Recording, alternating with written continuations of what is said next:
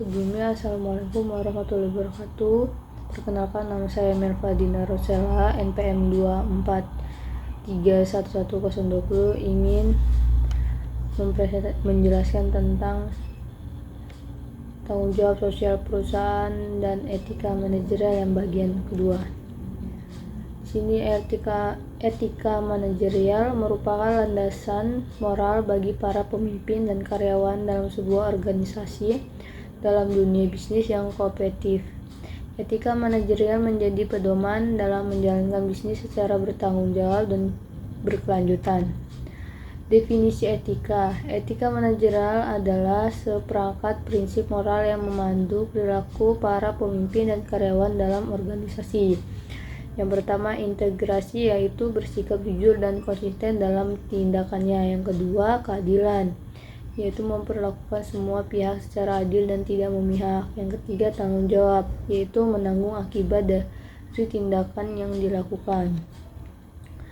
Pentingnya etika manajerial dalam bisnis ada 4, yaitu yang pertama, kepercayaan. Percayaan adalah membangun kepercayaan dengan stakeholder seperti pelanggan, karyawan, dan investor. Yang kedua, ada reputasi, yaitu menciptakan reputasi positif dan menjaga citra perusahaan. Yang ketiga, keberlanjutan adalah menjalankan bisnis secara berkelanjutan dan bertanggung jawab. Yang terakhir, yaitu keempat, profitabilitas, yaitu meningkatkan profitabilitas jangka panjang dengan membangun kepercayaan dan loyalitas. Di sini ada prinsip-prinsip etika manajerial.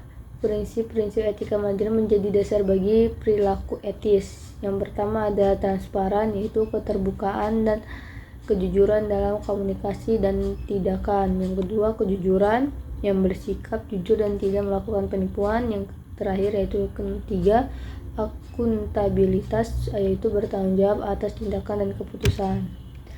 Nah, di sini ada tantangan etika manajerial dalam pengambilan keputusan. Dilema etika sering muncul dalam pengambilan keputusan bisnis. Yang pertama, tekanan kompetitif, yaitu tekanan untuk mencapai target dan mengalahkan kompetitor dalam mengabaikan etika. Yang kedua adalah kepentingan pribadi. Kepentingan pribadi dapat memengaruhi keputusan yang diambil. Yang ketiga, kurangnya kejelasan etika. Tidak adanya pedoman etika yang jelas dapat membuat karyawan kebingungan. Yang keempat, ketakutan dan konsekuensi. Ketakutan akan konsekuensi negatif dan menyebabkan karyawan melanggar etika.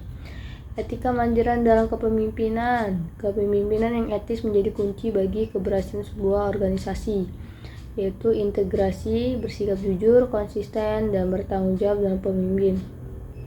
Tanggung jawab, membangun budaya organisasi yang bertanggung jawab dan berorientasi pada nilai-nilai etika. Transparansi, berkomunikasi secara terbuka dan jujur dengan karyawan dan stakeholder. Yang terakhir, keadilan, memperlakukan semua karyawan dengan adil dan tidak memihak. Etika manajerial dalam pengolahan sumber daya manusia. Etika manajerial dalam pengolahan sumber daya manusia atau dibilang SDM meliputi berbagai aspek, yaitu rekrutmen, melakukan perekrutan karyawan secara adil dan transparan. Yang kedua, pelatihan dan pengembangan, memberikan kesempatan pelatihan dan pengembangan yang sama bagi semua karyawan. Yang ketiga, kompensasi dan benefit, memberikan kompensasi dan benefit yang adil dan kompetitif.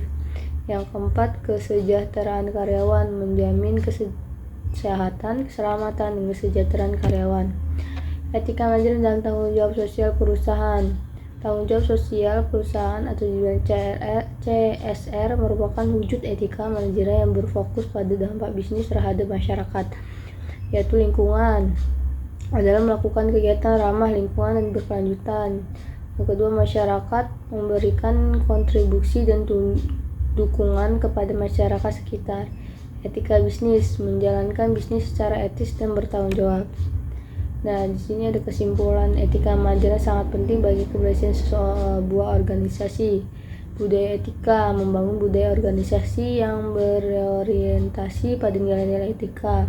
Pelatihan etika, memberikan pelatihan etika secara berkala kepada karyawan.